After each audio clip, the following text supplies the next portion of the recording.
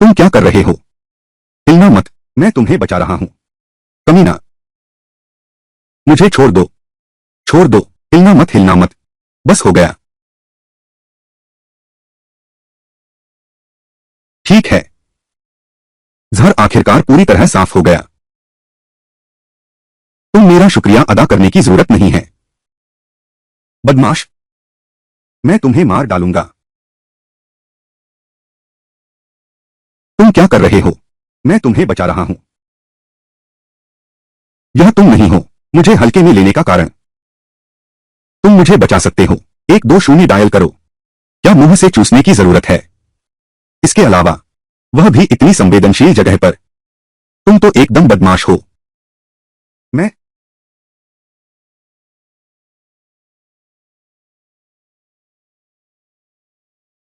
शाओशू, दादाजी, उसने मेरे साथ बदतमीजी की। उसने मुझ पर जबरदस्ती की। अरे निकम्मे लड़के, दिन दहाड़े मेरी पोती पर हाथ डालने की हिम्मत। तुम जीना नहीं चाहते क्या? उन पर हमला करो। 1 मिनट रुको। बुजुर्ग महोदय, आप गलत समझ रहे हैं। मैं पहाड़ से नीचे आया हूं। आपकी पोती को देखा, सांप ने काट लिया था। जहर से बेहोश होकर गिर गई। मैं उसकी मदद कर रहा था जहर बाहर निकालने के लिए। मैंने कुछ भी नहीं किया, गलत हरकत नहीं की। रुको शाओ शिवे, क्या वह जो कह रहा है सच है? उसने सच में मुझे बचाया, लेकिन उसने मेरे साथ दुर्व्यवहार भी किया। इसलिए वह साफ साफ एक बदमाश है। छोटी बर्फ,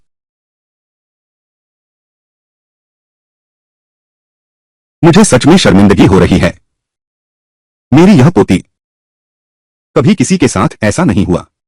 उम्र में बराबर विपरीत लिंग वाले छू लिया है अभी अभी। वास्तव में थोड़ा अचानक। आप क्षमा करें दादाजी। तुम कैसे बाहर वालों की तरफ से बात कर सकती हो? मैं ही तो तुम्हारी पोती हूं।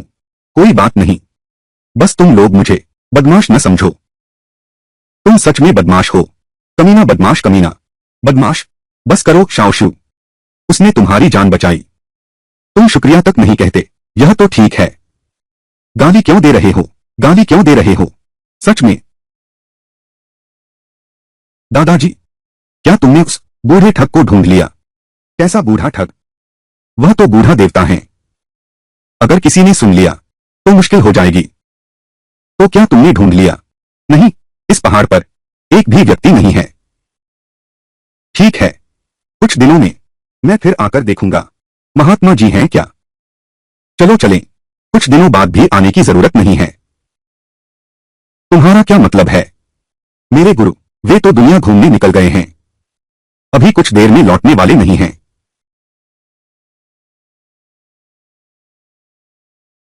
तुम्हारे गुरु? तो तुम ही वह हो, महान संत के शिष्य। लगता है कि न केवल एक सांसारिक व्यक्ति हैं, बल्कि एक धोखेबाज भी हैं। आप मुझे गाली दे सकते हैं, मेरे गुरु का अपमान मत करो। शाओशू, अशिष्ट मत बनो। मैंने बहुत पहले सुना था, महान अमर एक है, प्रतिभाशाली शिष्य। कभी नहीं सोचा था आज मिलकर तो। सच में बहुत प्रतिभाशाली हैं। सच में प्रतिभाशाली हैं। असाधारण व्यक्ति हैं। और प्रतिभाशाली हैं। असाधारण व्यक्ति। मुझे लगता है बस एक आम इंसान हूं। तुम नहीं। शियाओशू, मुझे दे दो। चुप रहो। अरे छोटे देवता, तुम उससे बहस मत करो। हाँ सही है। तुम कैसे नहीं गए महान संत के साथ? चले दुनिया घूमने। उन्होंने मुझे नहीं लिया, मुझे खुद ही पहाड़ से उतरकर अनुभव प्राप्त करने भेजा। परिवार के लिए हाल ही में मैंने कुछ संकटों का सामना किया। मैं तो यह सोच रहा था कि छोटी बर्फ को कुछ ताबीज दिलवा दूं ताकि वह सुरक्षित रहे। लेकिन मैंने सोचा नहीं था ताबीज नहीं मिला, लेकिन मिल गया बूढ़े देवता का शिष्य। अगर उसे बांध सकूं छोटी बर्फ के पास, और क्या चाहिए? ताबीज। क्या यही नहीं है सबसे अच्छा ताबीज? और फिर जो कोई भी छोटे देवता को नाराज कर दिया, वह बूढ़ा देवता जरूर उसकी रक्षा करेगा। एक पंथ दो काज, तुम्हें छोड़ दूंगा तो तुम भला आदमी कैसे हो सकते हो? शाओशु, तुम गाड़ी में बैठ जाओ, ठीक है ना?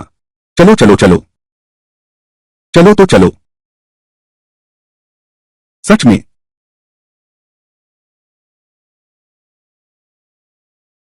छोटे देवता हो तुम आगे क्या करोगे? तुम्हारा क्या इरादा है? कोई खास इरादा नहीं है। हे छोटे देवता, अगर तुम्हारे पास जाने की कोई जगह नहीं है तो क्यों न तुम मेरे साथ जियांग परिवार चले जाओ। रक्षा करना। छोटी शुए की सुरक्षा कैसा है? उसकी रक्षा करो। दिलचस्पी नहीं। आप फिर भी किसी और को बुलाओ, मैं चलता हूं। 10 लाख 1 महीना, 10 लाख 1 महीना, यह तो अच्छा लग रहा है, लेकिन अभी मैं एकदम कंगाल हूं। अगर मैंने पैसे कमाने का कोई रास्ता नहीं निकाला तो शायद मुझे सच में पुल के नीचे सो गया। पैसे के लिए ही सही, मजबूरी में कर लेता हूं। एक पैसा भी नहीं छोड़ा मेरे लिए। जब 10 लाख कमा लूंगा तो मैं निकल जाऊंगा अपने असली मां बाप को ढूंढने, चाहे जो भी हो। शुरुआत में क्यों नहीं पूछा? तुमने मुझे क्यों त्याग दिया? एक इच्छा पूरी हो गई। सच में, बिल्कुल सच। मैं बस 1 महीने के लिए, 1 महीने बाद मैं पैसे लेकर चला जाऊंगा। पहले व्यक्ति को कोई समस्या नहीं। 1 महीने बाद अगर शाओशु सुरक्षित और सही सलामत, मेरे 10 लाख तुम्हें दे दूंगा। सौदा पक्का। छोटी बर्फ, आज से ये फेंग तुम्हारा निजी सुरक्षा गार्ड है। तुम दोनों रोज खाना रहना आना जाना एक साथ रहोगे क्या? तुम उस बदमाश को मेरा अंगरक्षक बनाना चाहते हो? फिर क्यों है वही बदमाश? वह तो महान साधु का प्रत्यक्ष शिष्य है। वह पुराना धोखेबाज, सिखाया हुआ छोटा ठग, बस तुम जैसे लोगों को ही बेवकूफ बना सकता है, बुजुर्गों को। दादाजी, मैं सहमत नहीं हूं। सुनो बेटी, तुम बाहर अकेले रहती हो। दादाजी, मैं चिंता हो रही है। तो क्या तुम घर वापस आ जाओ, साथ रहते हैं? नहीं, मुझे बाहर रहने की आदत हो गई है। तुम बाहर भी रह सकते हो, लेकिन ये फेंग जरूरी है, साथ रहना होगा। नहीं तो सपने में भी मत सोचना। दादाजी, मैं नहीं। बेटी, यह तुम पर निर्भर नहीं है।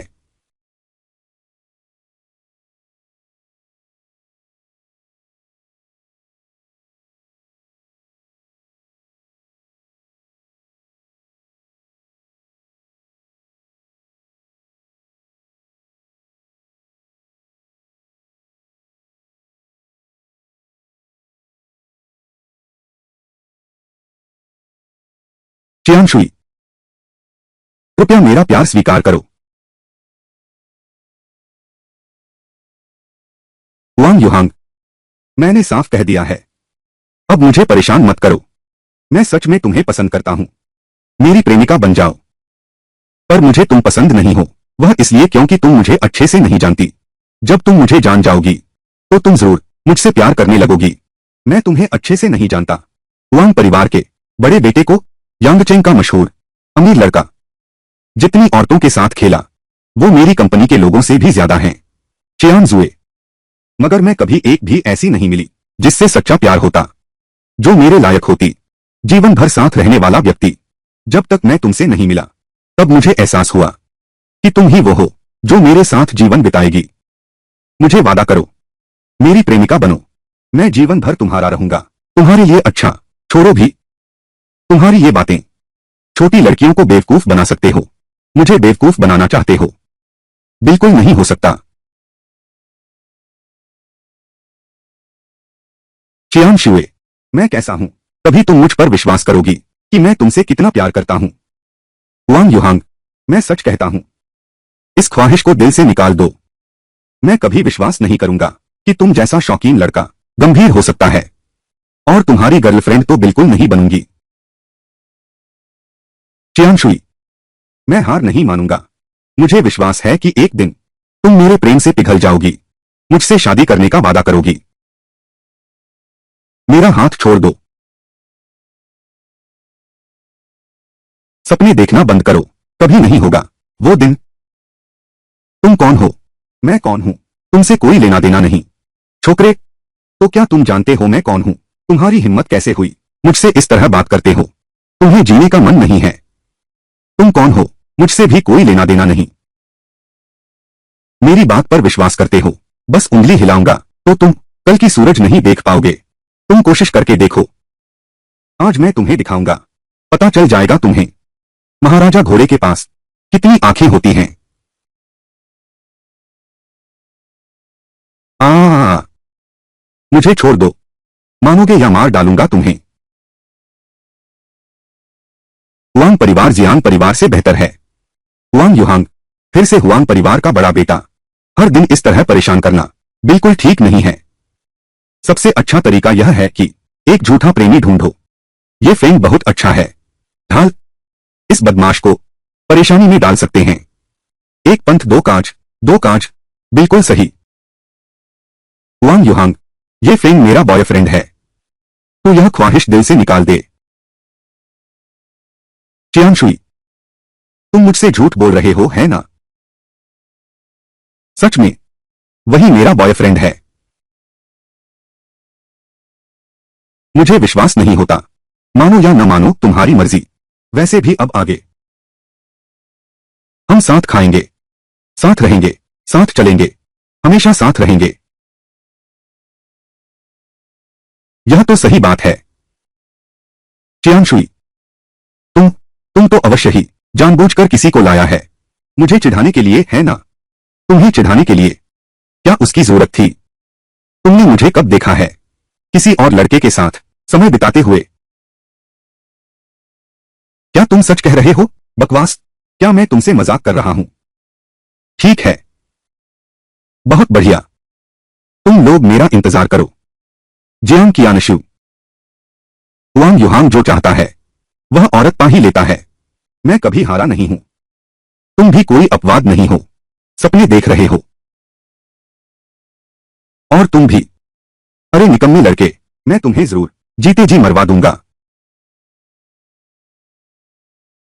देखते हैं आगे क्या होता है।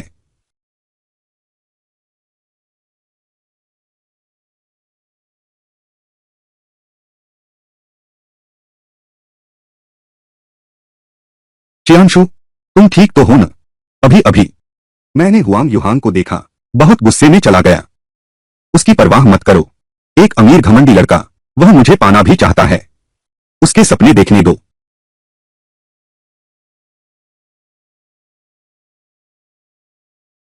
यह छोटा सा हंदसा लड़का है। मेरे दादाजी ने मेरे लिए एक बॉडी गार्ड रखा है। Body guard? River country? क्या वह बहुत ताकतवर है? दो बदमाश और एक धोखेबाज। सच में पता नहीं उसने मेरे दादाजी को क्या जादू की दवा पिलाई, जबरदस्ती उसे रखवाया मेरे पास। वरना मुझे घर रहने दो। ठीक है, मुझे लगता है दादाजी सही कह रहे हैं। उन्होंने ऐसा किया है तो जरूर कोई वजह होगी।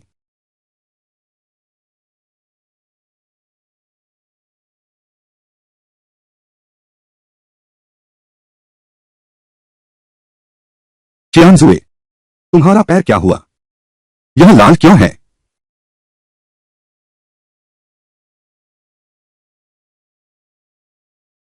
फिर सुअर ने फिर से मेरी फसल बर्बाद कर दी। सुअर ने फसल बर्बाद कर दी। आओ, मुझे विस्तार से बताओ। तुम्हारा मतलब है तुम पहाड़ पर अपने दादाजी को ढूंढने गए थे और फिर तुम्हारी जांघ सांप ने काट लिया था। ये फेंग ठीक उसी वक्त आ गया, अपने मुंह से तुम्हारा जहर चूस लिया। ऐसा हुआ था तो तुम लोगों के बीच शारीरिक संबंध हो गया है। एम्बुलेंस बुला सकते थे, मुंह से खींचना पड़ा। बदमाश,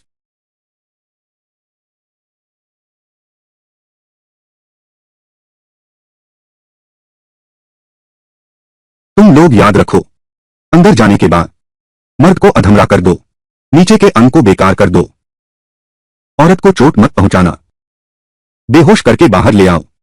जी, युवराज हुआंग, प्रदर्शन का समय आ गया है, अपनी कीमत दिखाने का समय आ गया है। जाओ, दिखाओ, काम पूरा करने की गारंटी देता हूं। जियांग कियानशु।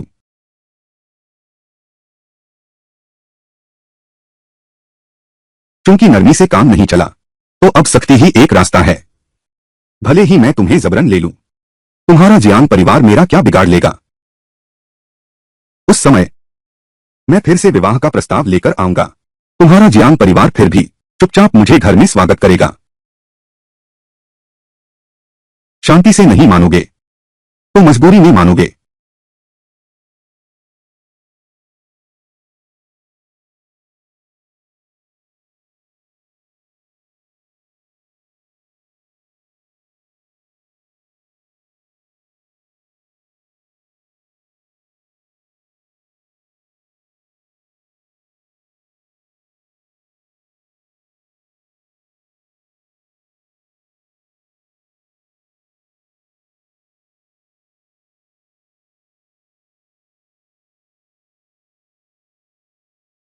कोई माहिर यहां है, जल्दी से पीछे हटो।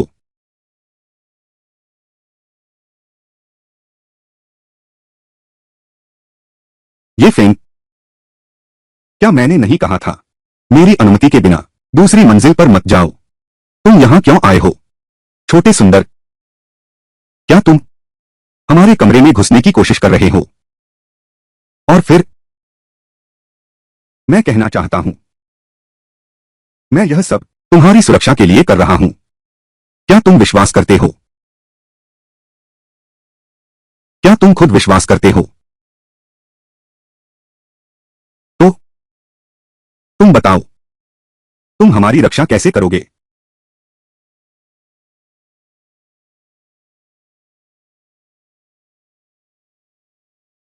अभी किसी ने विला में घुसपैठ की है। वह कहां है? मेरे द्वारा थप्पड़ मारकर भगा दिया गया। झूठ, तुम झूठ बोलते रहो। मैं सोने चला। अगर ऐसा नहीं होता, अपने दादाजी से वादा करो। मैं तुम्हारी परवाह करने में आलसी हूं। तुम दादाजी भी सच में इतने बेईमान आदमी की व्यवस्था कर दी, मेरे पास भेज दिया। मुझे रोज सतर्क रहना पड़ता है।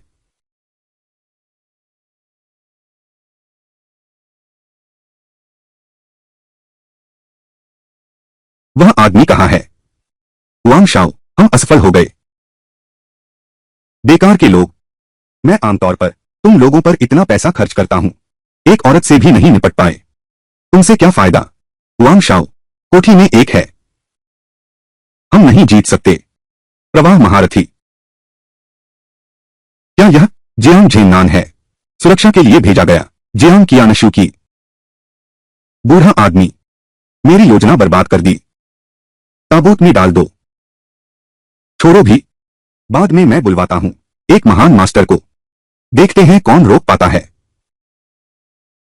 चलो।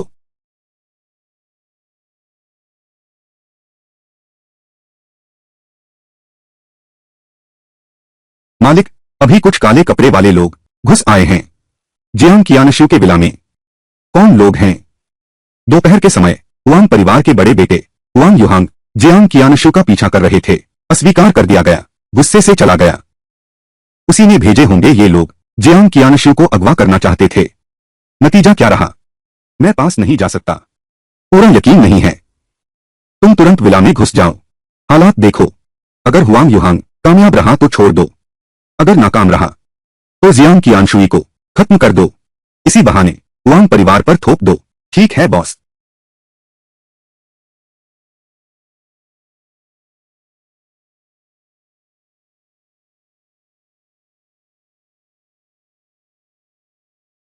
क्या यह कभी खत्म होगा? क्या तुम सोने दोगे? 10 लाख कैसे कमाएं? यह इतना मुश्किल है।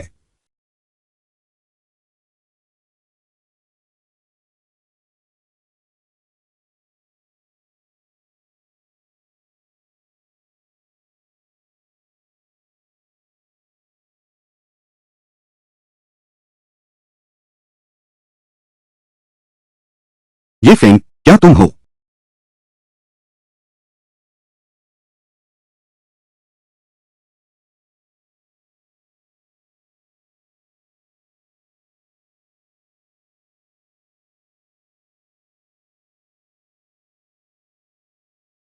ये फेंग, तुम आखिर करना क्या चाहते हो?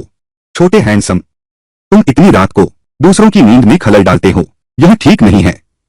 नींद पूरी न हो तो लंबाई रुक सकती है। झुर्रियों वाला, अगर मैं कहूं, क्या कोई और सोचता है तुम्हारे खिलाफ है? क्या तुम विश्वास करोगे? तुम्हारा मतलब है तुमने लगातार 2 बार दूसरी मंजिल पर जाओ। क्या यह सब मेरी रक्षा के लिए था?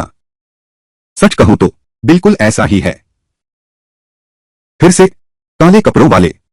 हाँ, पहली लहर कुछ ही थे काले कपड़े वाले एक साथ। दूसरी लहर केवल एक व्यक्ति है, लेकिन क्षमता पिछले लोगों से बहुत अधिक है।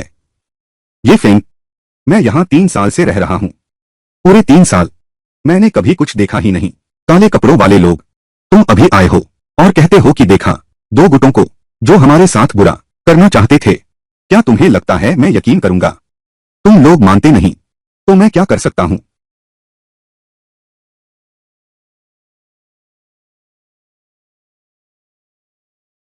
यह व्यक्ति कितना शक्तिशाली है!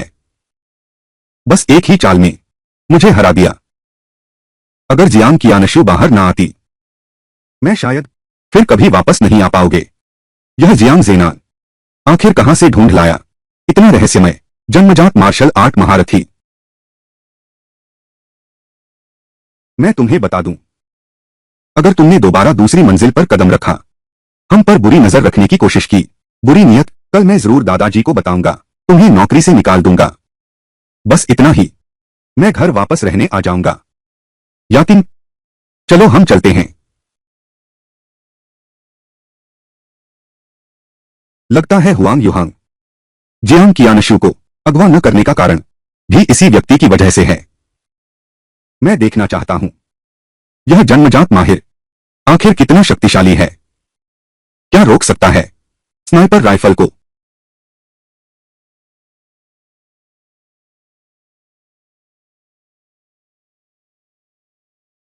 आंखों देखा हाल, अपने मालिक को सामने मरते देखा, बताओगे कैसे?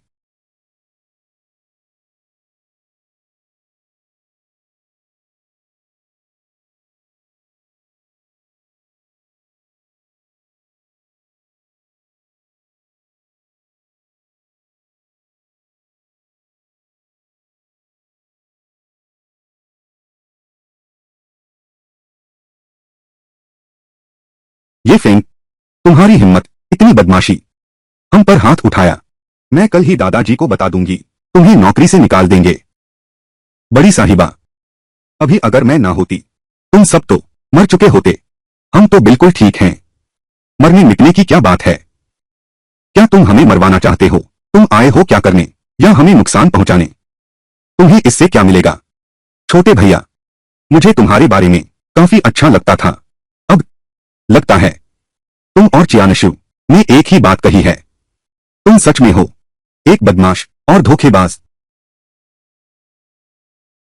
अच्छा आदमी बनना मुश्किल है। छोड़ो भी, मैं तुमसे बहस नहीं करूंगा। एक दिन ऐसा आएगा, तुम लोग जान जाओगे सच्चाई। मेरा शुक्रिया। सच्चाई, सच्चाई यह है, तुमने लगातार 2 बार बहाना बनाकर ऊपर आया, हम पर बुरी नजर रखता है, गलत इरादे से। फिंग, सच में बेबुनियाद बातें कर रहा है। अगर मेरे इरादे खराब होते तो कुछ भी कर सकता था। दिन में तुम जब जहरीले बेहोश थे, अब तक इंतजार क्यों करते? वो इसलिए क्योंकि मैं जल्दी उठ गया, नहीं तो तुम तो बहुत पहले दूर जा चुके होते। ठीक है ठीक है, वैसे मैं तो बस 1 महीने तक तुम्हारी रक्षा करूंगा।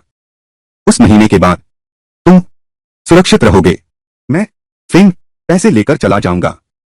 तुम अपनी राह पर चलो, मैं अपने पतले पुल पर चलूंगी। अभी 1 महीना बाकी है।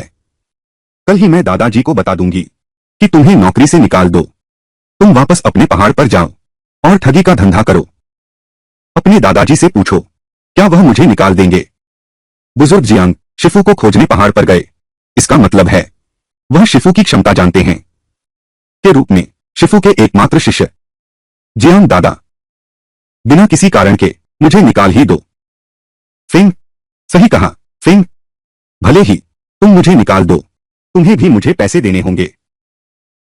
तुमने पहले समझौता तोड़ा, यह मैंने नहीं किया। तुम सपने भी मत देखो, हमारा जियांग परिवार, एक पैसा भी नहीं मिलेगा तुम्हें। जियांग बुजुर्ग को देखो, हिम्मत है तो करके दिखाओ। तू मुझे गुस्से से पागल कर दिया। ये फेंग, मैं तुझसे पीछा नहीं छोड़ूंगा। दादाजी, ये फेंग वह सच में एक घटिया आदमी है। कल रात 2 बार ऊपर की मंजिल पर भागना चाहता था, मेरे और यातिंग के साथ बुरी नियत से। सौभाग्य से हमने समय रहते पकड़ लिया, नहीं तो हम दोनों की इज्जत उसके हाथों बर्बाद हो जाती। सच में मुझे यकीन नहीं होता। अरे छोटे देवता, वह ऐसा आदमी नहीं है। दादाजी, अगर तुम्हें यकीन नहीं है तो यातिंग से पूछ लो। दादाजी जियांग, यह सच है। तुम लोग जो कहना चाहो कहो, जो भी हो, मुझे विश्वास नहीं होता। दादाजी, बस मेरी सुनो, ये फेंग को नौकरी से निकाल दो। छोटी बर्फ, मैंने बड़ी मुश्किल से उन्हें, छोटे देवता, यहां रोक रखा है। तुम्हारे लिए निकालना आसान है, लेकिन भविष्य में उन्हें फिर से वापस बुलाना मुश्किल हो जाएगा। सच में नहीं समझ पाता उन गुरु शिष्य को क्या जादू की दवा है। इस बाहरी व्यक्ति की बात पर विश्वास करते हो, अपनी ही बात पर विश्वास नहीं करते। अपनी पोती। ठीक है ठीक है, और तुम लोग पहले ऊपर जाकर आराम करो। मैं और छोटे देवता, कुछ कहना है, ठीक है न? जाओ।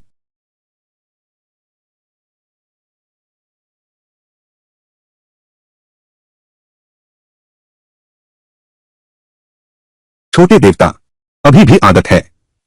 बुजुर्ग साहब, तुम मुझे बार बार मत बुलाया करो।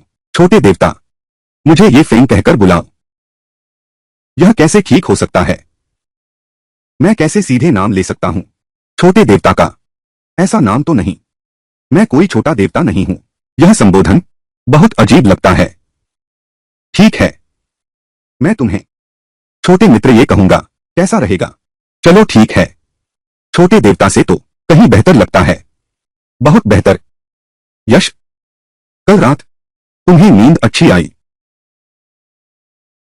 कल रात 2 गुटों के लोग विला में घुस आए। दुश्मन कितने मजबूत हैं। पहली लहर कह सकते हैं दूसरे या तीसरे दर्जे जैसी थी। दूसरी लहर एक प्रथम श्रेणी का हत्यारा था। मेरे द्वारा बुरी तरह घायल करने के बाद फिर भी स्नाइपर राइफल से तुम्हारी पोती को मारना चाहता था। क्या किसी ने हत्या की साजिश रची है? मेरी पोती? हाँ, दुश्मन का छिपने का स्थान बिल्कुल दूसरी मंजिल का गलियारा, बाईं खिड़की, सामने वाले कोठी के अंदर। अभी किसी को भेजकर जांच कराओ, शायद अभी भी समय है, कुछ सुराग मिल सकते हैं। जल्दी जाओ, ये शाओयू के बताए दिशा के अनुसार बारीकी से जांच करो। जी। ये शाओयू, शाओशू के पीछे जाओ। तुम्हें कष्ट दिया, माफ करना। कोई बात नहीं, बस बुजुर्ग साहब, तुम अपना वादा निभाओ। मैं जरूर अपना वादा निभाऊंगा। महान देव मदद के लिए शुल्क लेते हैं, वह भी बहुत ज्यादा। एक महान देव के एकमात्र शिष्य, युवा मित्र, ये इतना ध्यान नहीं देना चाहिए। महज 10 लाख, यही सही है। बीच में कहा है, कोई समस्या हुई क्या? ये छोटे मित्र, कृपया निश्चिंत रहें। 1 महीने बाद मैं दोनों हाथों से पेश करूंगा 10 लाख, 10 लाख रुपए। अरे अरे, अच्छी बात है। कैसा रहेगा? मालिक आपका जवाब, एक दूरबीन है जो विला के अंदर ज्यादातर हिस्सों पर नजर रख सकती है। यहां निगरानी का समय कम नहीं रहा है। इसके अलावा मैंने जमीन पर, आखिर कोई है जो शियाओ शू पर नजर रख रहा है और उसे मारना भी चाहता है। सचमुच हमारे जियांग परिवार को कुछ नहीं समझता। वह महिला हत्यारे का शव कहाँ है? वह मेरी सिल्वर सुई से घायल हुई थी, उसके बचने की कोई संभावना नहीं है। जरूर कोई साथी होगा, शव को ले गए हैं। समय नहीं मिला जगह साफ करने का। बहुत धन्यवाद ये छोटे मित्र, बचाने के लिए। नहीं तो चाओशू की जान चली जाती। कोई गारंटी नहीं है। पैसे ले लिए हैं तो मुसीबत हटानी होगी। मैंने जब बुजुर्ग से वादा किया है कि तुम्हारी पोती की सुरक्षा तो पूरी करूंगा, कम से कम यहां 1 महीने के भीतर। मैं उसकी सुरक्षा की गारंटी देता हूं। कोई भी उसे चोट नहीं पहुंचा सकता। इसमें कोई आश्चर्य नहीं। पुराने देवता के शिष्य, यहां तक कि शीर्ष स्तर के हत्यारों को भी आसानी से खत्म कर सकते हैं। किसी तरह उपाय तो करना ही होगा। उसे और जियान परिवार को एक साथ बांधना होगा। बस दुर्भाग्य है कि शाओशू उसके प्रति कोई खास लगाव नहीं रखती। नहीं तो एक जोड़ी बना देते। बाद में यांगचेन में अब किसकी हिम्मत है मेरे जियान परिवार का अपमान करने की।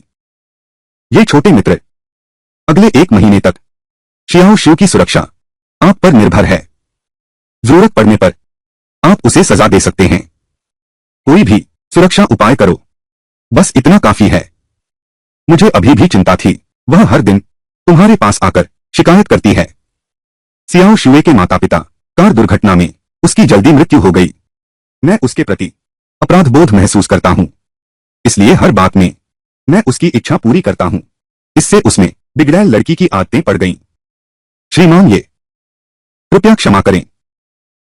ऐसी बात थी। यह तो सही है, समझ सकता हूं।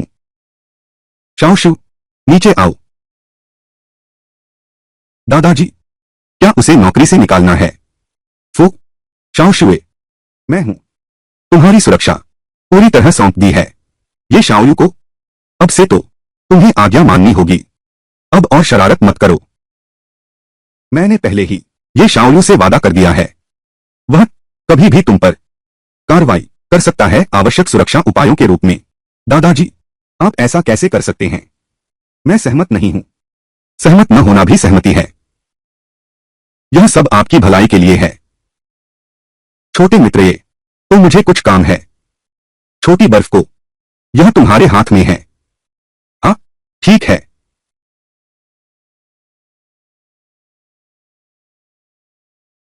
घटिया आदमी, तुमने आखिर मेरे दादाजी से क्या कहा था कि उन्हें तुम पर इतना भरोसा हो गया? अरे तुम एक अलग नजरिए से सोचो। कौन सा नजरिया? क्या तुम्हें लगता है तुम्हारे दादा मूर्ख हैं? मेरे दादा तो हैं जियान परिवार के मुखिया। उन्होंने जियान परिवार का नेतृत्व किया है और इसे इस मुकाम तक पहुंचाया है। अगर वह मूर्ख होते तो क्या ऐसा हो पाता? पूरा यांगचेन शहर एक भी समझदार इंसान नहीं बचा। तो फिर बात साफ है। अपने दादाजी के बारे में बताओ। इतने चालाक आदमी थे, आखिर क्यों बिना किसी हिचकिचाहट के मुझ पर भरोसा करते थे? यहां तक कि अपनी पोती को भी मेरे हाथों में सौंप दिया। क्यों? क्योंकि मैं काफी सक्षम हूं। मेरे रहते कोई कुछ नहीं कर सकता। तुम्हें चोट पहुंचा सकता है, बस तुम और भी शानदार, धोखेबाजी में माहिर। बाकी सब मैं सच में नहीं देख पाया। मेरी सुरक्षा में है। तुम चुपके से खुश हो लो। अगर मैं न होता, अभी पहाड़ से उतरा हूं। पैसे की कमी है। मैं तुम पर समय बर्बाद करने की जहमत नहीं उठाता। समय की बर्बादी है। तुम कहते हो मेरे साथ समय की बर्बादी है। नहीं तो क्या? तू यहां से चला जा, चला जा। मुझे तेरे जैसे की जरूरत नहीं। मर्द की सुरक्षा की बड़े अफसोस की बात है। तू कुछ भी कहे, फैसला तेरा नहीं है। तेरे दादाजी ही मेरे मालिक हैं। मैं जल्द ही तेरे झूठ को उजागर कर दूंगा। मेरे दादाजी को बता दूंगा तेरा असली चेहरा। ठीक है, मैं इंतजार करता हूं। जियांग ज़ेन्नान, वह जियांग परिवार का मुखिया है। जियांग परिवार का नेतृत्व करते हुए एक छोटे से परिवार से यांगचेन शहर में 4 प्रमुख परिवारों में से एक बन गया। अगर ये फिंग वास्तव में एक बिल्कुल बेकार इंसान है, धोखेबाज, जियांग ज़ेनन उसे बिल्कुल नहीं रख सकते। कियांजू के पास, क्या यह सच में हम उसे गलत समझे?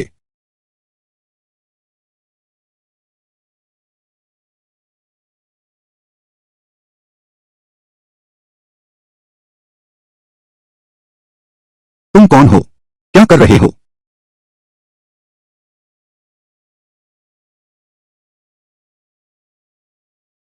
कार्ड स्वाइप करो।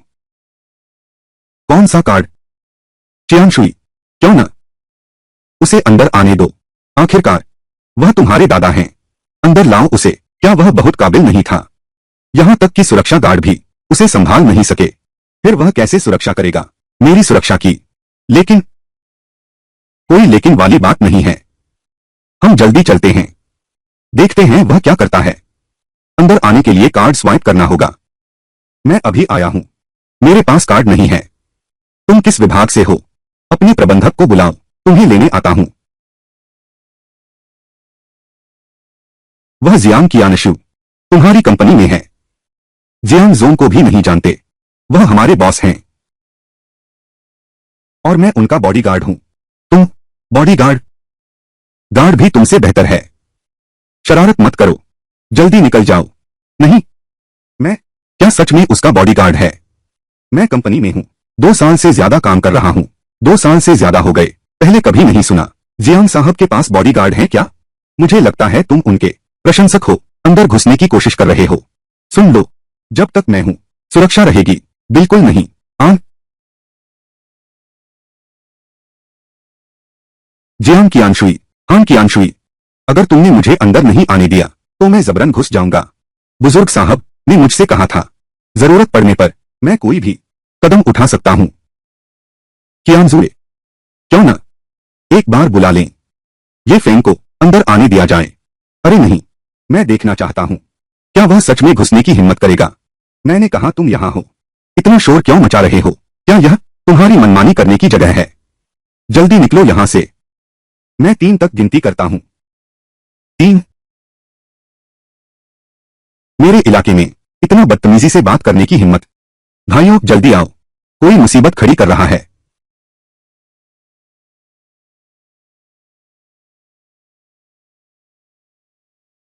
उसे अंदर आने दो। मैनेजर सोंग, अंदर आओ।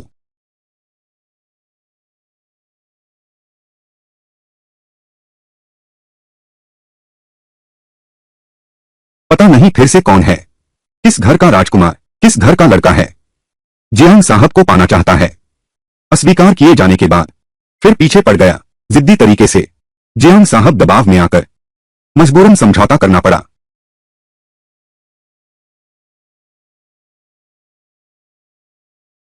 कौन है जो मिस्टर जियांग को हमारे यांगचेंग शहर की सबसे सुंदर महिला नहीं कहता? अगर मेरे पास वह क्षमता होती तो मैं भी मिस्टर जियांग का पीछा करता। सुंदर होने के अलावा वह बहुत सक्षम भी हैं।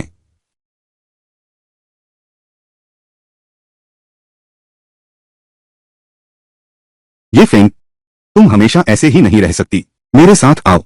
बुजुर्ग से वादा किया था, तुम्हारी सुरक्षा का ख्याल रखूंगा। यह दिन का समय है और कंपनी में हैं हम। कौन इतना मूर्ख है जो कंपनी में आकर मुझे नुकसान पहुंचाएगा? यह जरूरी नहीं है, लेकिन तुम ऐसे कर रहे हो, इसका गंभीर असर पड़ रहा है मेरे सामान्य काम पर। चलो ऐसा करते हैं, मैं तुम्हारे लिए एक काम का इंतजाम करता हूं। तुम 2 नौकरियां करोगे। यह भी असंभव नहीं है, लेकिन अगर तुम कंपनी छोड़ देते हो तो मुझे भी साथ जाना होगा, वरना मुझे चैन नहीं मिलेगा। ठीक है, तुम मेरे लिए जो भी काम और जितनी तनख्वाह तय करो। प्रति माह कितना? सुरक्षा गार्ड 5000 वेतन। नहीं करूंगा। 10,000 नहीं करूंगा। 20,000 नहीं करूंगा। तो तुम्हें कितना चाहिए? 10 लाख। तू सपना देख रहा है। 10 लाख में मैं 20 गार्ड रख सकता हूं, तो ढूंढ ले तू। ठीक है, 10 लाख तो 10 लाख। बस पैसे खर्च करने का सोचो, शांति खरीद लो। अब कंपनी में मुझे तंग मत करना। यातिन, उसे सुरक्षा विभाग भेज दो। ठीक है। बहुत अच्छा। बॉस आपका भला हो, बहुत पैसा कमाओ। उन 2 गिरोहों की पहचान जान पाए क्या? मालिक जी, पहला गिरोह जो मिस की कोठी में घुसा था वो है वांग युहांग के आदमी। वांग युहांग, वही है, वांग परिवार का बिगड़ा हुआ बेटा। बिल्कुल सही। वह क्या करना चाहता है? वांग युहांग मिस को पाने में असफल रहा। मेरे ख्याल से वह शायद जबरदस्ती का रास्ता अपनाना चाहता है। वांग परिवार की बहुत हिम्मत है। क्या तुम समझते हो कि जियान परिवार को कोई भी हरा सकता है? तो दूसरे हमलावरों का क्या? अभी तक पता नहीं चला। विपक्ष बहुत गहराई तक छिपा हुआ है। कोई सुराग नहीं छोड़ा है। खोज जारी रखो। किसी भी कीमत पर पर्दे के पीछे के मुख्य दोषी को मेरे सामने पकड़ कर लाओ। जी, मालिक। तुम आखिर फिर से बाहर आ गए। उस साल की वह कार दुर्घटना, वह भी तुमने ही की थी ना?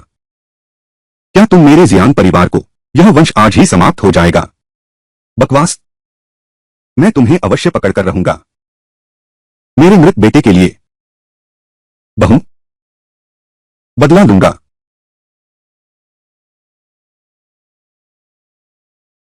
मैनेजर सोंग, नमस्ते। उसे कपड़ों का एक सेट दो। उसे अस्थायी रूप से तुम्हारी सुरक्षा टीम में रखो। क्या यह हमारे जियान साहब का मुख्य अंगरक्षक नहीं है? यह हमारी सुरक्षा टीम में कैसे आ गया? तो फिर तुम हो किस तरह का अंगरक्षक? मैं 5,000 वेतन। हमारे टीम लीडर 6,000। वह अभी इंटर्नशिप से आया है। 3,500 प्रति महीना। कंफर्म होने पर हमारी तरह होगा। नहीं नहीं नहीं, मैं तुम लोगों से अलग हूं।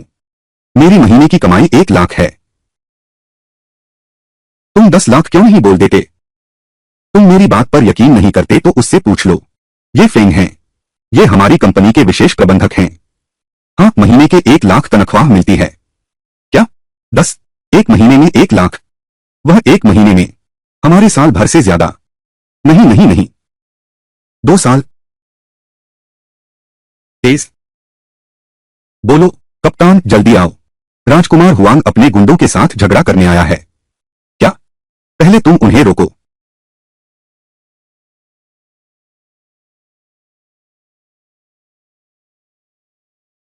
समझदार हो तो सब मेरे सामने से हट जाओ, नहीं तो मैं तुम्हें जीवन भर पछताओगे।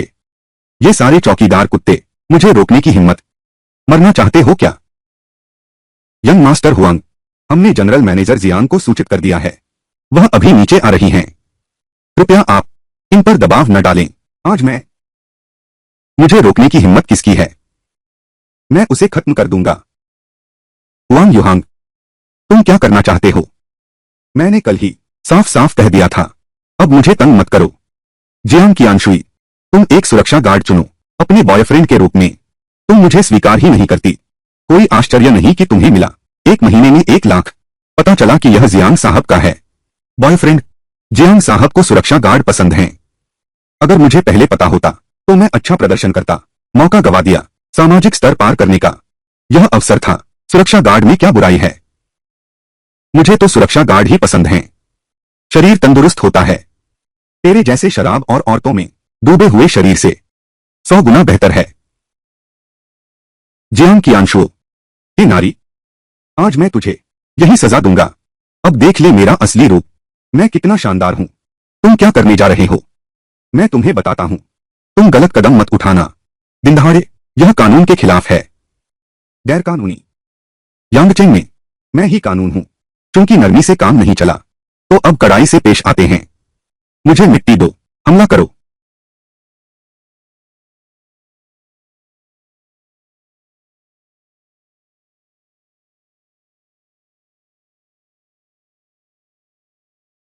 मुझ पर छोड़ दो। ये फेंग क्यों? जब वह सामने था मुझे लगता है बहुत सुरक्षित महसूस होता है। मुझे भी यही एहसास होता है।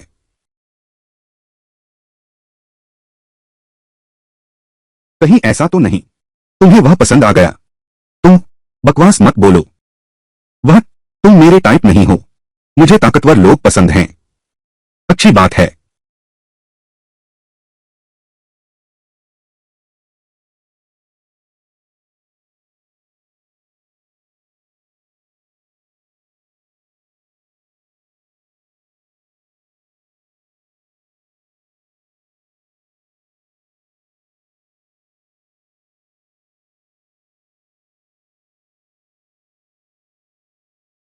तुम तुम क्या करना चाहते हो?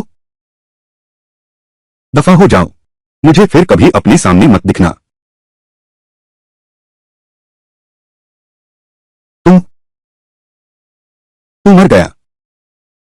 जीना मौत से बदतर है। मुझे धमकाने की हिम्मत। लगता है मैंने तुझे जो सबक दिया था वह काफी नहीं था।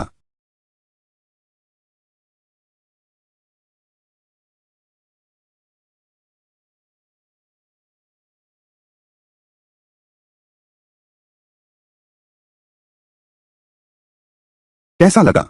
1 महीने में 1 लाख रुपए पैसे बर्बाद नहीं हुए ना? ये फेंग, तुमने हुआंग युहान को मारा है। हुआंग परिवार तुम्हें नहीं छोड़ेगा। कोई बात नहीं। अगर मैं खुद को भी नहीं बचा सकता तो तुम दोनों की रक्षा कैसे करूंगा? वैसे भी जियांग बाबू का पैसा बेकार नहीं जाना चाहिए। तुम नहीं समझते, हुआंग परिवार यांगचेंग का 4 बड़े परिवारों में से एक है। हर तरफ उसका दबदबा है। सबको हराना। वे चाहते हैं कि एक व्यक्ति गायब हो जाए। बहुत ही आसान बात है। क्या सच में? तो मैं देखना चाहता हूं वे मुझे कैसे गायब करवाया। हालांकि तुम हो एक बदमाश और धोखेबाज, पर मौत की सजा लायक नहीं। तुम जल्दी से भाग जाओ, जितना दूर भाग सकते हो। क्या तुम मेरी चिंता कर रहे हो? मुझे पैसे नहीं मिले, मैं जाने वाली नहीं हूं। तुम तो पैसे के पीछे पागल हो गए हो। जान भी नहीं बचेगी।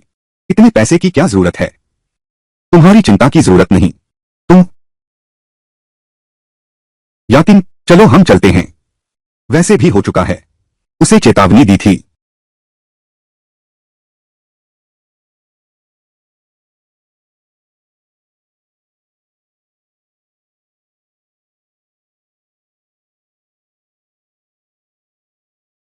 देर हो गई है, पीछे हट गया है, जुर्माना देना होगा। क्या तुम सही हो यार? अभी तो 9 बजे ही हुए हैं। किसने कहा हम लेट हैं?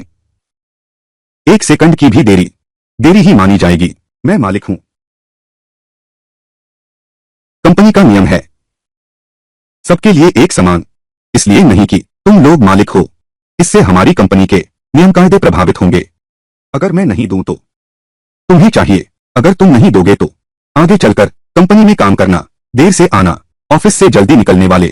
कंपनी में हड़कंप मचा है। अब किसी को जुर्माना नहीं देना होगा। नुकसान तो तुम्हारा ही है।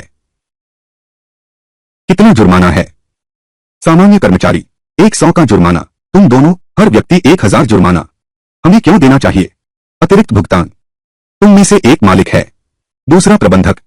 ये दोनों हैं कंपनी के वरिष्ठ अधिकारी। जोर अगुवाई करनी होगी, मिसाल कायम करनी होगी, इसलिए दोगुनी सजा मिलेगी। तुम ठीक है, हम सजा स्वीकार करते हैं।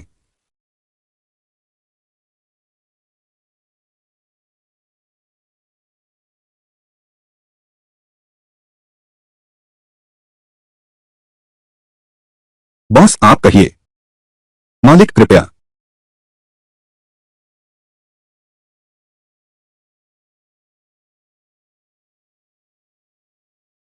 यह जुर्माना है, बाद में कप्तान को दे देना। क्या? सिर्फ 200? तुम आमतौर पर मैं हिम्मत करके कैप्टन जियांग से पूछूं क्या जुर्माना लगेगा? डर लगता है। फिर तो बात बन गई। 200 भी मिले तो बहुत है। अगर तुम्हें हिम्मत है तो उससे भी मांग लेना।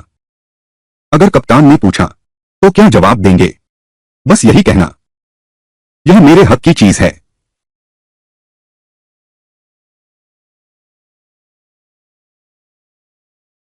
यह आदमी झूठा धोखेबाज मेरा खून खौल रहा है। कंपनी के सामने, इतने सारे लोगों के सामने, एक भी इज्जत नहीं बचाई मेरी। मैं कभी न कभी दादाजी से उसका भेद खोल दूंगी, ताकि दादाजी देख सकें उसका असली चेहरा। ठीक है चियांशु, कल क्या उसने हमें बचाया था? अगर वह न होता तो उस हुआंग युहान को कौन काबू कर पाता? क्या उसने दादा से वादा नहीं किया था कि हमारी रक्षा करेगा और सुरक्षा देगा? यह तो उसका कर्तव्य है।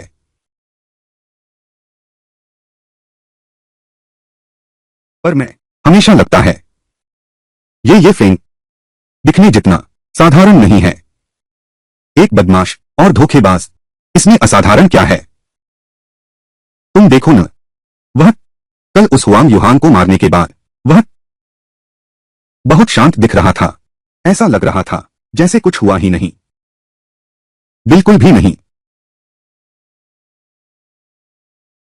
होंगरो एनजीएचए। उन्होंने हुआंग परिवार को कभी गंभीरता से नहीं लिया। ऐसा इसलिए है क्योंकि वह अभी पहाड़ों से उतरा है। वह नहीं जानता हुआंग परिवार की ताकत। जब उसे पता चलेगा, शायद वह लुढ़कते पड़ते माफी मांगने आया हूं। चियांग शुई, क्या तुम्हें उसके बारे में कुछ गलतफहमी है? बिल्कुल नहीं। मैंने उसे पहली बार देखा था, तभी से वह मुझ पर है। बेईमानी करना, मैं उससे बहुत नफरत करती हूं।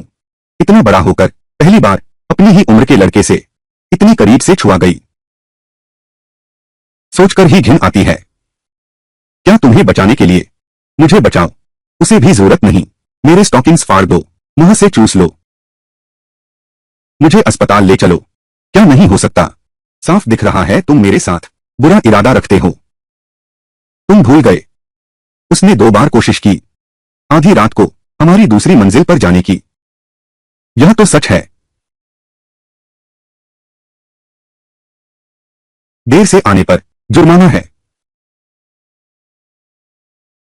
जल्दी जाने पर भी जुर्माना है। कार्ड नहीं लाया, जुर्माना। काम के समय आलस करना, जुर्माना। वह नया सुरक्षा गार्ड बस इधर उधर घूमता रहता है, जिसे देखो उसे दंड देता है। यह तो बिल्कुल उच्छृंखल हो गया है। धीरे बोलो, सुनाई न दे। हम सब इकट्ठा हुए हैं, जुर्माना भी लग सकता है। कंपनी में कोई देखरेख नहीं करता क्या? सुना है जियांग साहब हैं बॉयफ्रेंड। लियांग जियांग हमेशा देर से आता है, सबको जुर्माना भरना पड़ता है। और तो और यहां तक कि हुआंग परिवार के बड़े बेटे को भी उसने मारा। इसकी हिम्मत कौन करता है? चलो भागो, वह आ गया है, जल्दी काम पर लगो।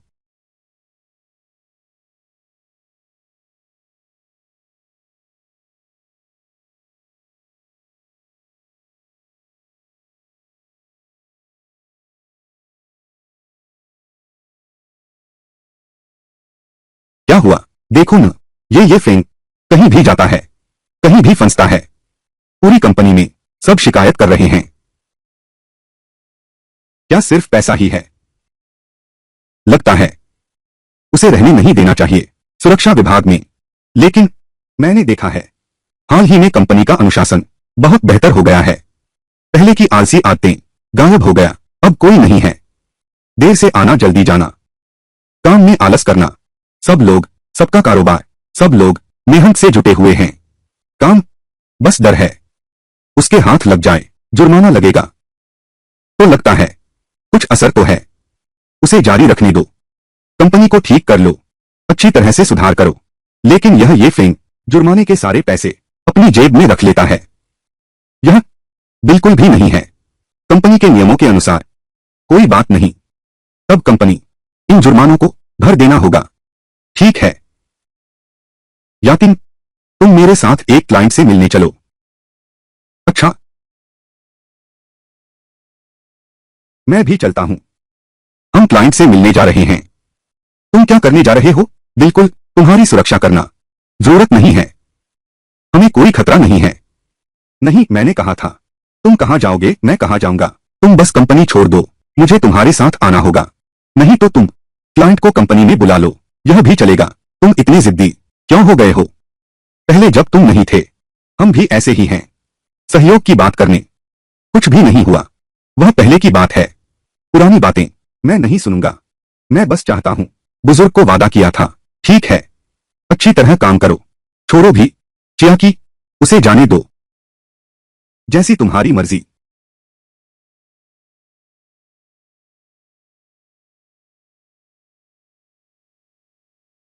थोड़ी देर में अंदर आना। मेरी आंखें, थोड़ा चौकस रहो। जी बड़े भाई। किसे बड़े भाई कह रहे हो? कितनी बार कहा है? कहना चाहिए मैनेजर लीव। जी मैनेजर लीव।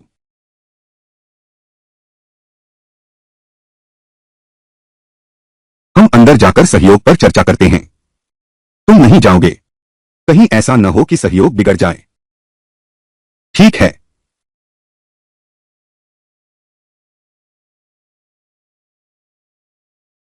माफ कीजिए मिस्टर लिव, हमें देर हो गई। मिस्टर जियांग, देर से आए हो, जल्दी बैठो।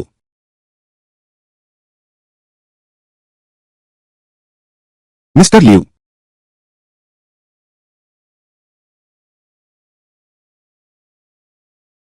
आओ। मिस्टर लिू, मैं आपको एक पेग भेंट करता हूं हमारी सफल साझेदारी के लिए। साथ काम करके खुशी हुई।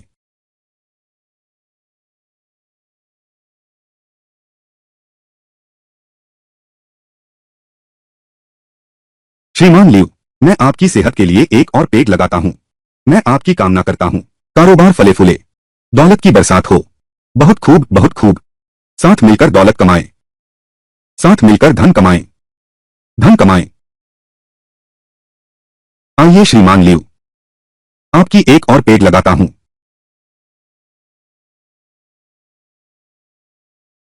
आइए। यह पेग श्रीमान जियांग को मेरे साथ पीना होगा। श्रीमान लिू, मैं शराब नहीं पी सकता। बिल्कुल सही। नशे में धुत। ठीक है, जो चाहे करो। 2 पैग लगाओगे तो आ जाएगा। माफ करना, मैं सच में शराब नहीं पी सकता। जियांग साहब, यह तो बिल्कुल नहीं है सहयोग पर बातचीत का तरीका। आइए लियू साहब, मैं आपके साथ पीता हूं। नहीं, यह प्याला जरूर उसके साथ। जियांग साहब पी लीजिए। जियांग साहब, अगर आप इतनी सी इज्जत भी नहीं देते तो फिर सहयोग की बात आगे चलाने की। ठीक है मिस्टर लियू, मैं आपके साथ पीता हूं। बस यही तो बात है। आओ आओ आओ, डालो डालो। आओ आओ, पियो पियो।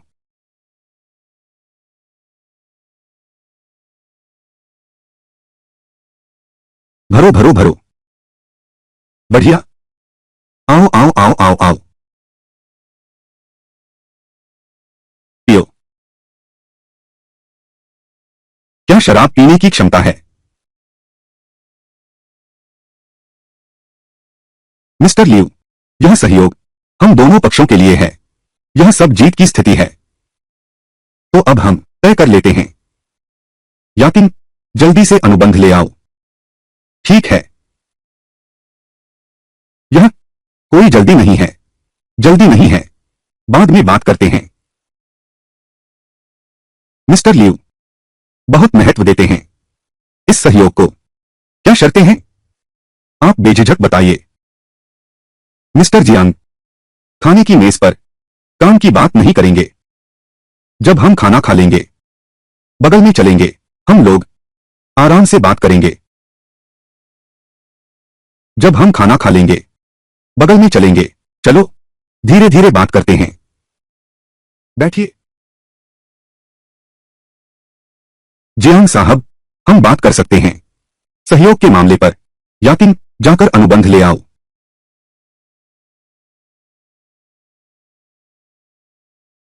श्रीमान लियू, श्रीमान जियांग, आपने ही कहा था यहां सहयोग पर चर्चा करनी है। मैं बस एक बार छूकर देखूंगा क्या हुआ। चर्चा अलग बात है, कृपया हाथ पैर न चलाएं। जियांग साहब, सच कहूं तो हमसे सहयोग करने की बात करने वाली कंपनियां बहुत सारी हैं। मैं क्यों आपको चुनूं? हम आपकी कंपनी को क्या दे सकते हैं? सबसे बड़ा लाभ यह है कि आप पैसे कमाएं, सभी की जीत की स्थिति बने। हम किसके साथ सहयोग करते हैं वह सब जीत जीत है। मिस्टर जियांग, अगर हमारे साथ काम करना चाहते हैं तो कम से कम थोड़ा दिखाओ, ईमानदारी दिखाओ। कैसी ईमानदारी? आज रात हम वापस न जाए, यहीं रुकें। मुझे खुश रखो। मैं तुरंत बस कॉन्ट्रैक्ट पर साइन कर दो। बदमाश, तुम्हारी हिम्मत कैसे हुई मुझ पर पानी फेंकने की? अभी तुम्हें खत्म कर दूंगा। उसे पकड़कर रखो मेरे लिए। मुझे छोड़ दो। चियांग जुए, तुम मुझे छोड़ दो। कमीना बदमाश, जल्दी मुझे बचाओ। हाँ, क्या तुम मुझे बुला रहे हो? ये फेंग, अब कैसा मौका है? जल्दी से मुझे और चियांग जुए को बचाओ। तुम कौन हो? उसे मार डालो।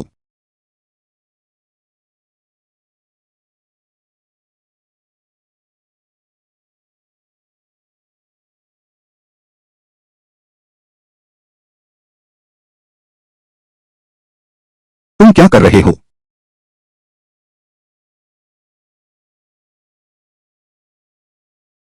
और मत मारो। तुमने मुझे नाराज किया है। मैं तुम्हें यांगचेन से बाहर नहीं निकलने दूंगा। यांगचेन से बाहर नहीं निकल सकते आंग। पिछला वाला, उससे पिछला वाला, जिसने मुझे धमकाया था, अभी भी अस्पताल में है, पड़ा हुआ है।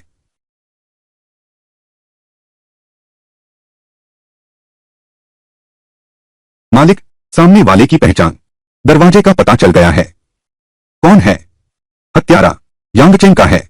सबसे बड़ा गिरोह हेमिंग हुई ने भेजा है। हेमिंग हुई। हमारे जियांग परिवार ने कभी हेमिंग संघ का अपमान कब किया?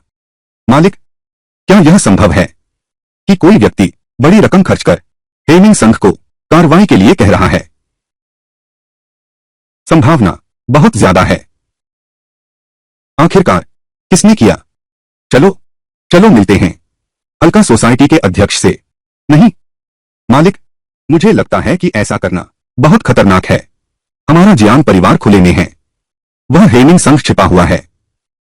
इस समय मेरी राय में हमें सतर्क रहना चाहिए। उनसे छेड़छाड़ मत करो, ये ताकतवर गुट हैं। मैं जानता हूं उसकी ब्लैक एबिस सोसाइटी। क्या पैसा पसंद नहीं है? मैं दूंगा। मुझे यकीन नहीं होता। मैं सिर्फ पैसे का इस्तेमाल करूंगा। अभी भी दिल नहीं जीत पाए वह ब्लैक डार्कनेस सोसाइटी।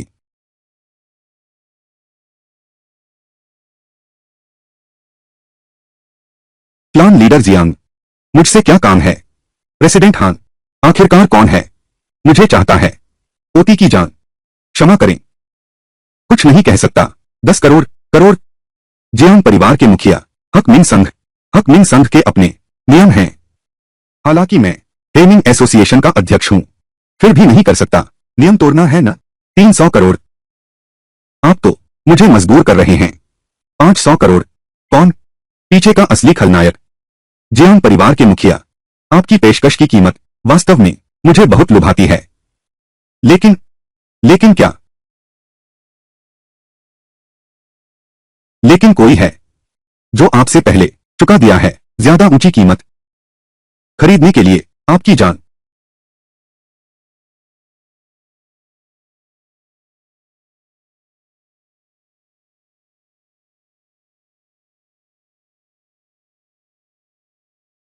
मालिक, आप ठीक तो हैं? प्रेसिडेंट हान, क्या यही है तुम्हारा मेहमानवाजी का तरीका? हमारे ब्लैक ओब्सीडियन गिल्ड का सिद्धांत है सिर्फ पैसा देखना, इंसान नहीं। ज्यादा पैसा किसने दिया, हम उसी की मदद करेंगे। सामने वाले ने तुम्हें कितना दिया, मैं उससे दोगुना दूंगा। तुम्हारे बस की बात नहीं। आ ही गए हो तो फिर मत जाओ, ठीक समय है। हम हेमिंग संघ खूब कमाएंगे। तुम्हें क्या लगता है, क्या तुम सच में मुझे रोक सकते हो? बिना कोशिश किए कैसे पता चलेगा? अध्यक्ष हां, मैंने सच में नहीं सोचा था। तुम्हारी ब्लैक एबिस सोसाइटी वाकई बेशर्म है। आज जियांग परिवार के 2 महान एक्सियान मास्टर्स हमारे हाथों मारे गए। ब्लैक एबिस सोसाइटी ने हमारा हेमिंग संघ मशहूर होने वाला है। नाम और दौलत दोनों मिलेंगे। मालिक, मैं उन्हें रोकता हूं। आप पहले निकल जाइए। मौका देखकर पहले निकल जाओ। अगर जाना है तो साथ चलेंगे। मालिक, जियांग परिवार तुम्हारे बिना काम नहीं चलेगा। अब कुछ मत कहो। मैं नहीं कर सकता तुम्हें अकेला छोड़ दूं। अब और इनकार मत करो। कोई भी नहीं जा सकेगा। कार्रवाई करो। मालिक, सावधान।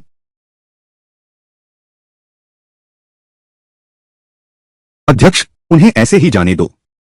अभी की लड़ाई की आवाज पहले ही सतर्क कर दी है कई ताकतों को। इसके अलावा वह पहले ही मेरे जहर से ग्रस्त है। भागकर वापस जाए भी तो ज्यादा दिन जीवित नहीं रह पाएगा। कोई आश्चर्य नहीं, जियांग परिवार के प्रमुख ताकत वाकई बहुत बड़ी है। हम इतने सारे लोग कुछ भी नहीं कर सके, उन्हें रोक नहीं सके। जियांग ज़ेनन की शक्ति वाकई मुझे चौंका दिया।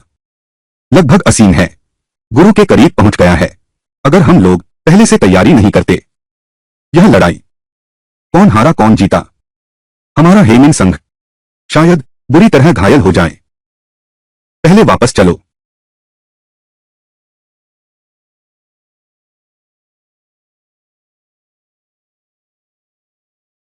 अरे दादी, शाओशु, तुम जल्दी वापस आओ। तुम्हारे दादाजी। क्या हुआ दादी? आप घबराएं नहीं, धीरे धीरे बताइए। तुम्हारे दादाजी और यांग अंकल बाहर गए थे।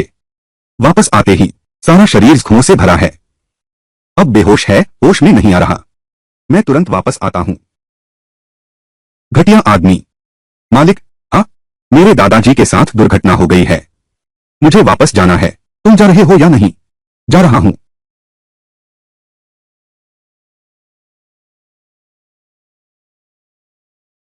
दादाजी, जियांग जेन्नान को नहीं मरना चाहिए। अगर वह मर गया तो मुझे पैसे कौन देगा? बिना पैसों के मैं अनुभव कैसे प्राप्त करूंगा? अपने असली माता पिता को कैसे ढूंढूंगा? जियांग बाबू को गंभीर चोट लगी है। यह तो एक मामूली बात है। सबसे महत्वपूर्ण बात यह है कि उनके शरीर में एक बहुत ही खतरनाक जहर है। अगर समय रहते साफ न किया गया तो किसी भी पल जान जा सकती है। तो फिर क्या करें? डॉक्टर सुन, आपको झेन्नान को बचाना ही होगा। डॉक्टर सुन, आपको मेरे दादा को बचाना ही होगा। गला चोट मैं ठीक कर सकता हूं। झर, मैं उसके लिए कुछ नहीं कर सकता। हम आखिर कौन है जिसने झेन्नान को इतना चोट पहुंचाया? क्या सचमुच मेरे जियांग परिवार को कोई नहीं समझता? भाभी, आप चिंता न करें, मैं यांगचेंग से पूछता हूं। जहर उतारने में सबसे माहिर व्यक्ति। चाहे जो भी कीमत चुकानी पड़े, हम जेन्नान को जरूर ठीक करेंगे। भैया, आप पर कष्ट होगा। मैं भी कोई उपाय सोचने की कोशिश करती हूं।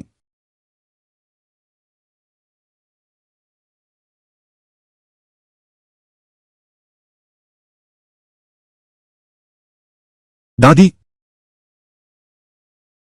छोटी बर्फ अच्छी बच्ची, कोई बात नहीं, मैं बचा सकता हूं। जियांग दादा, तुम बचा सकते हो। मैंने पहाड़ पर गुरु से सीखा है। ये फेंग, क्या तुम सच में मुझे बचा सकते हो? दादा, हाँ। शोशुए, वह कौन है? दादी, उसका नाम ये फेंग है। एक बदमाश आदमी है। क्या आदमी? दादी, दादाजी कुछ दिन पहले पहाड़ पर गए थे ना, एक बूढ़े ठग को ढूंढने। यह उसी बूढ़े ठग का शिष्य है। कैसा बूढ़ा ठग? वह तो बूढ़े देवता हैं। अरे यार, मैं तो बस यही समझती हूँ, वह एक धोखेबाज है। तुम सबको धोखा दिया गया है। अरे,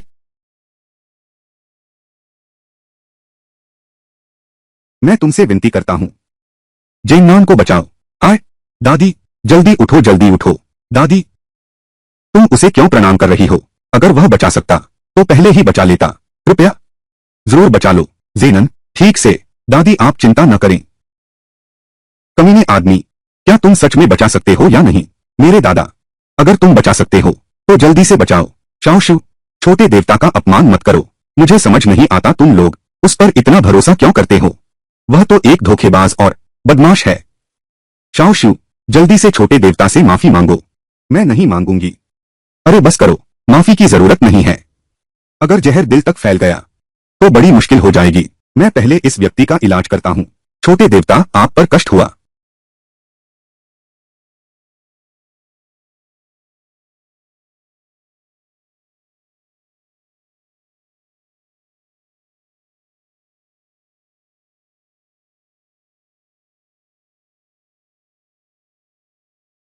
जेन्नान, दुष्ट, तुमने आखिर मेरे दादाजी के साथ क्या किया? तुमने क्या किया? अगर मेरे दादाजी को कुछ हुआ तो मैं तुम्हें छोड़ूंगी नहीं। यह सामान्य प्रतिक्रिया है। उसने जो उल्टी की है वह जहर है। मुझे क्या हो रहा है? जेनन, क्या तुम भूल गए? तुम बाहर गए थे, लौटते ही ऐसा हो गया। यांग काई ने ही तुम्हें कंधे पर उठाकर लाया था। मुझे याद आ गया। मैं और यांग काई ट्रेनिंग हुई गए थे। नतीजा यह हुआ कि हम फंस गए। हान फीफी की चाल। मैंने जान लड़ा दी। झर से बेहोश हो गया।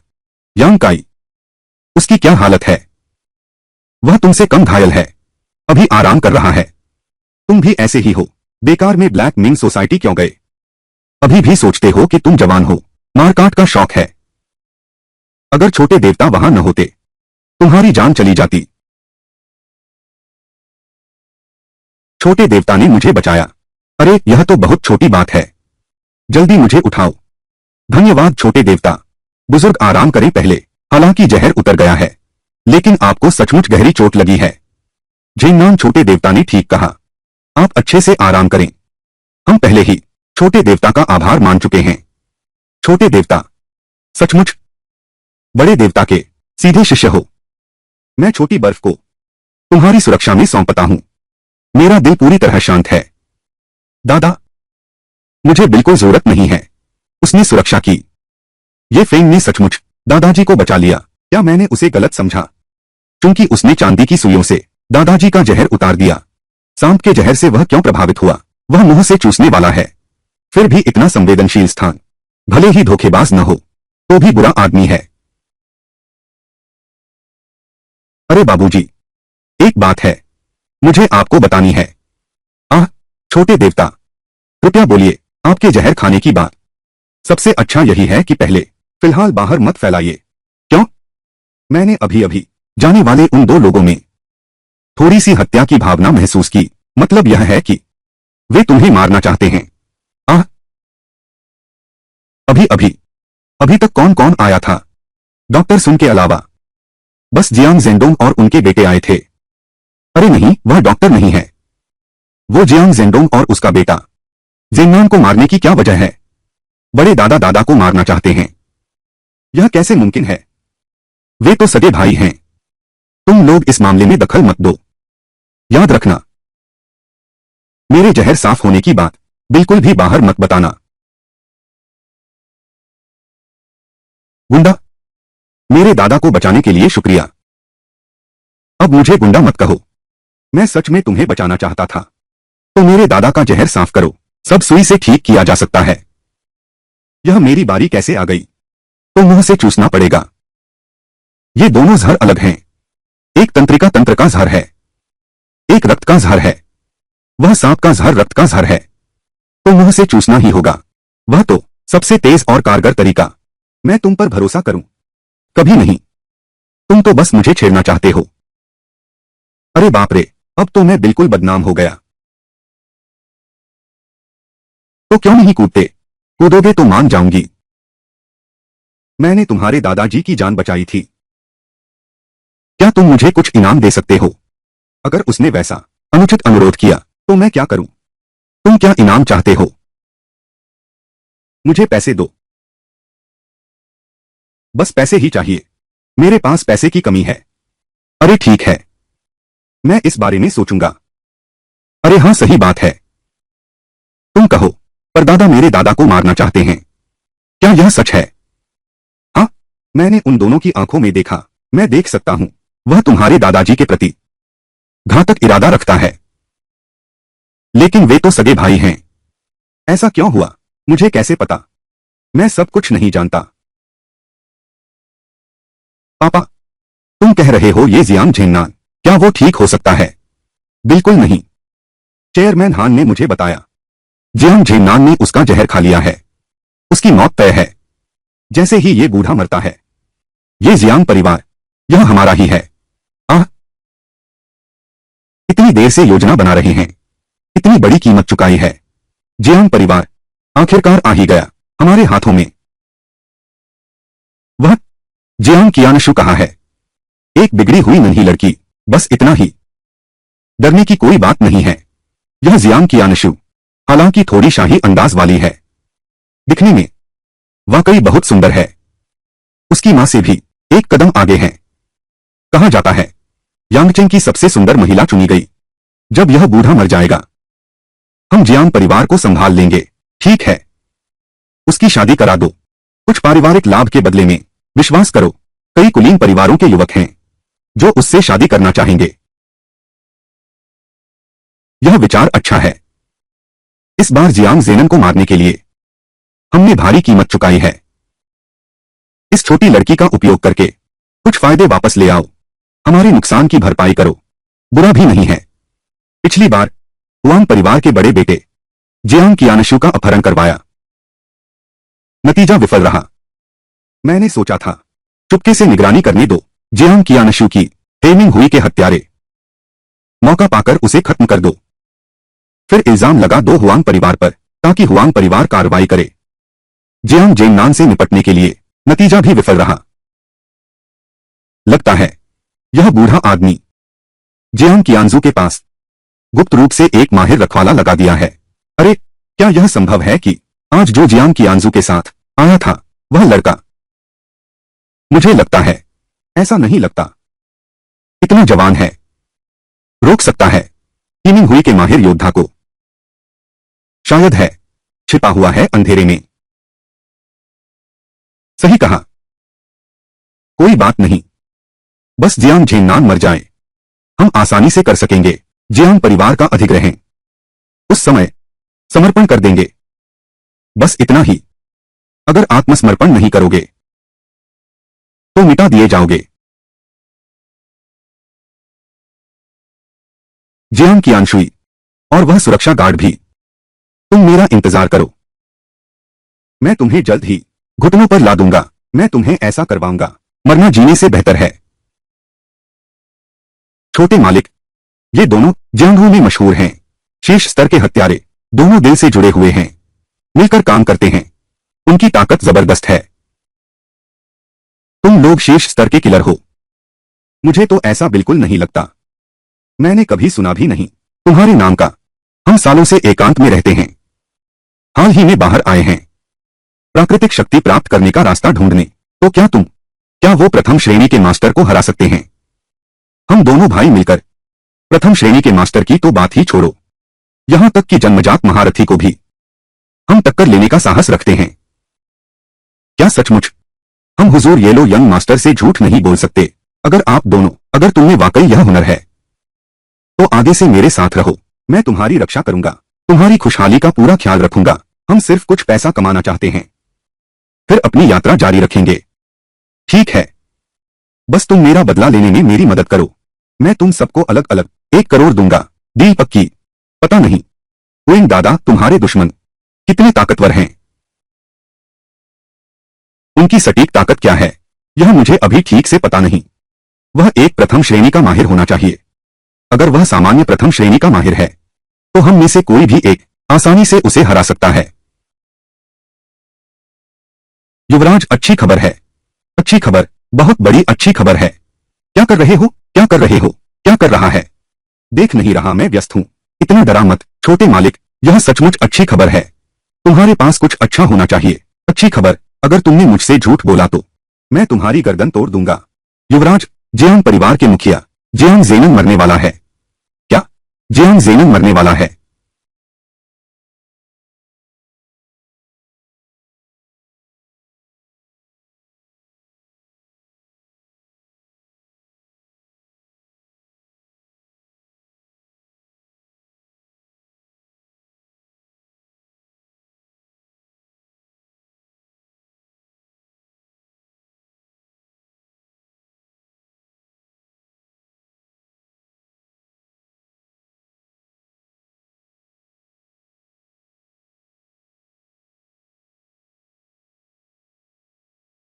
सफल हो या न हो इससे मेरा कोई लेना देना नहीं है।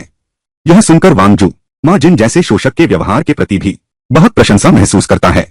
उस साल बो के पितामह जिन के लिए ही मारे गए थे, अब उसके बेटे को भी उसने फंसा लिया है। इसी बीच किंग फेंग भी वांग यी को ढूंढ चुका है। उसकी इस तरह की शरण देने वाली हरकत के परिणाम पहले उनकी योजना के अनुसार नहीं चल सकते क्या? लेकिन यह तो तय है, उनकी बेटी पर भी अपराधी का ठप्पा लग जाएगा। यह सुनकर वांग यी ने आखिरकार किंग फेंग के साथ सहयोग करने का फैसला किया। न सिर्फ जीजी की संरक्षक की पहचान उजागर की, बल्कि आज उनकी मुलाकात की तैयारी का भी खुलासा किया। ठीक उसी वक्त जब जीजी भागने की तैयारी कर रहा था, वांग ताओ और किंग फेंग सीधे उसके घर पहुंचे। उसकी जेब में उस खास मोबाइल फोन को बरामद किया जो सूचना देने के लिए इस्तेमाल होता था। साक्षात सबूत के सामने शहर ब्यूरो का पहला भेड़िया आखिरकार पकड़ा गया। लेकिन इस हद तक आने के बाद भी जीजी के मुंह से एक सच्ची बात नहीं निकली।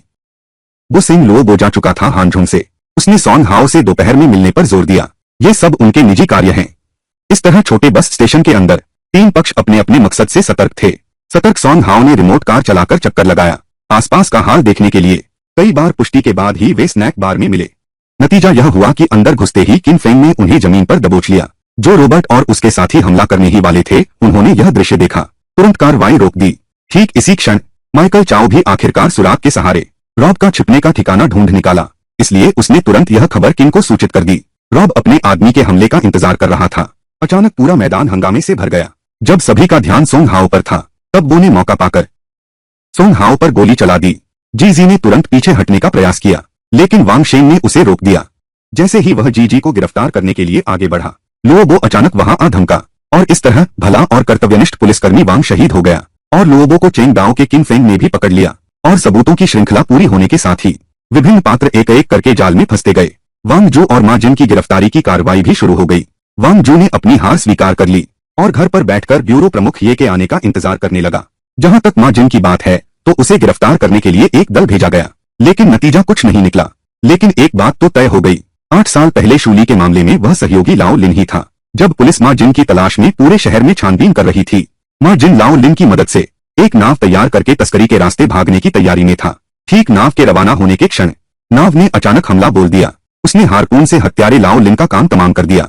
और यह सब हे बियाओ और लियूतियान ये की करतूत है। मा जिन की बात करें तो हे बियाओ ने समझौते के अनुसार लियूतियान ये को पूरा अधिकार दे दिया। उसे लगा लियूतियान ये उसे पुलिस स्टेशन ले जाएगा और किन फेंग को सौंप देगा। मा जिन ने कठोर शब्द कहे, जुए के मेज पर कोई सदा का विजेता नहीं होता। मेरा आज ही लियूतियान ये का कल है। लेकिन उसने लियूतियान ये की महत्वाकांक्षा को कम आका। ठीक पुलिस स्टेशन जाने के रास्ते में लियू ताओ यी ने मा जिन के बैग में एक नोटबुक पाई, जिसमें एक खास कूट भाषा का इस्तेमाल किया गया था, जिसमें कई और उच्च स्तरीय लोगों के नाम दर्ज थे। पास ही में दिख रहे पुलिस स्टेशन को देखकर लियूतियान ये ने गाड़ी रोकना नहीं चुना। मिट्टी में पैर रखने वाले आदमी से उठकर आया हुआ वह अपनी क्षमता और संसाधनों को बहुत अच्छी तरह जानता है। केवल हे बियाओ पर भरोसा करके उसकी महत्वाकांक्षा पूरी नहीं हो सकती, क्योंकि पहला कदम गलत हो चुका है। तो बस एक रास्ते पर अंधेरे तक चलते रहो। अंत में लियूतियान ने खुद मा जिन का अंत किया, अपने काले साम्राज्य की तैयारी शुरू कर दी।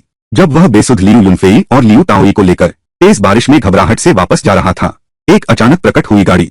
3 लोग बेहोश हो गए। अब इस नाटक का नया पात्र, नया संबंध नेटवर्क आधिकारिक रूप से शुरू हुआ। नई होल्डिंग चेयरपर्सन झांग जिन आ गई हैं और उसने लियूतियान पर भी हाथ उठाया। यह सब मा जिन की उस नोटबुक की वजह से है, जिसमें कुछ रहस्य हैं। हर किसी को छूने का अधिकार नहीं है। यह सुनकर लियूतियान भी तुरंत समझ गया, यह मेरी जीत का एक दाव है। तुम लोगों ने यह काम किया है, तुम लोगों ने यह काम किया है। आगे जरूरत पड़ने पर हम तुम्हें बुलाएंगे। लेकिन मेज पर बैठना चाहते हो। अपनी क्षमता तुम खुद अच्छी तरह जानते हो, अपनी औकात तुम खुद जानते हो, लेकिन उसकी और हे बियाओ की मौजूदा क्षमता के साथ मेज पर खाना खाने के काबिल नहीं है। पर कम से कम उन्हें कोने में बैठकर सूप पीने का मौका तो मिला। इस तरह हानजो में 20 साल से जमे मा जिन के अत्याचारी गिरोह का पूरी तरह सफाया हो गया। लेकिन डिप्टी डायरेक्टर येनेजी झूजियांग की गुप्त पूछताछ के बाद यह मामला अभी खत्म नहीं हुआ है। मा जिन के पीछे और भी ऊंचे स्तर के लोग हैं, और यह व्यक्ति ही शायद उस समय की जूली वाली घटना का मुख्य अपराधी है। इसलिए जब लाओ चू को प्रांतीय शहर वापस बुलाने का प्रस्ताव आया, ब्यूरो प्रमुख ये ने मना कर दिया। वह चाहते हैं कि अपनी सेवानिवृत्ति से पहले इस पर्दे के पीछे के असली खलनायक को पकड़ सकें। तभी यह सच्चे अर्थों में न्याय होगा। अपने शिष्य हु जोलू के लिए यह काम पूरा करके और मिशन समाप्त होने के कारण जेंग जू भी आखिरकार अपनी असली पहचान में लौट आया। पुलिस बल में फिर से शामिल हो गया। अपनी माँ वेन माँ की सहमति मिलने के बाद लियूतियान और झाओ जी ने भी शादी के बंधन में बंध गए। पहले के 2 गांव लोंगवान और झाओकुन भी इस रिश्ते के तहत एक हो गए। लियूतियान की लोंगवान लॉजिस्टिक्स कंपनी लिमिटेड आखिरकार औपचारिक रूप से खुल गई है। युग की बाढ़ के नीचे लोंगवान लॉजिस्टिक्स ने अपने अनूठे भौगोलिक लाभ का उपयोग किया और पर्दे के पीछे बड़े हाथों के प्रोत्साहन से इसका विस्तार नहीं हुआ। और विस्तार के साथ साथ लियूतियान की असंतुष्ट महत्वाकांक्षा भी बढ़ती गई। बंदरगाह न्यू डिस्ट्रिक्ट का कारोबार हासिल करने के लिए लियूतियान ने लियू शुशु को स्थानीय उत्पादों से रिश्ते जोड़ने को तैयार किया। लियूतियान ने लियू शुशु को देसी उत्पादों से रिश्ते जोड़ने को तैयार किया। ऑनलाइन घूमकर देखो, और ये देसी उत्पाद निश्चित ही खास प्रसंस्करण से गुजरे हैं। सब कुछ खत्म करके लियूतियान के बेटे की 100 दिनों की पार्टी भी शुरू हो गई। पूरा लोंगवान फिर से एक साथ इकट्ठा हुआ है। बस अब लोगों की धुरी दु वेन माँ से लियूतियान ये बन गई है। लियू जियांगयान ने भी इस मौके का फायदा उठाया। अपने बॉयफ्रेंड शू जियाजुन को घर ले आई। यह वही शख्स है जिसने लोंगवान में मा जिन आदि की जबरन खरीद फरोख्त की खबर छापी थी। ठीक लियूतियान के परिवार के बीच जब वे अभी भी खुशी के आनंद में डूबे हुए थे, एक नया संकट भी धीरे धीरे उनकी ओर बढ़ रहा था।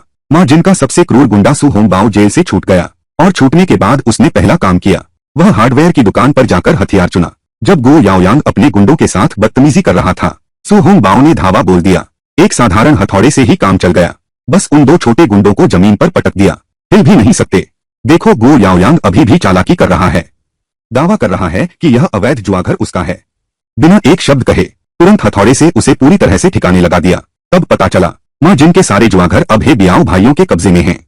मोटे तौर पर स्थिति समझने के बाद मैंने लाओ ज्यू और लाओसी की मदद से बाओगे को ढूंढ निकाला।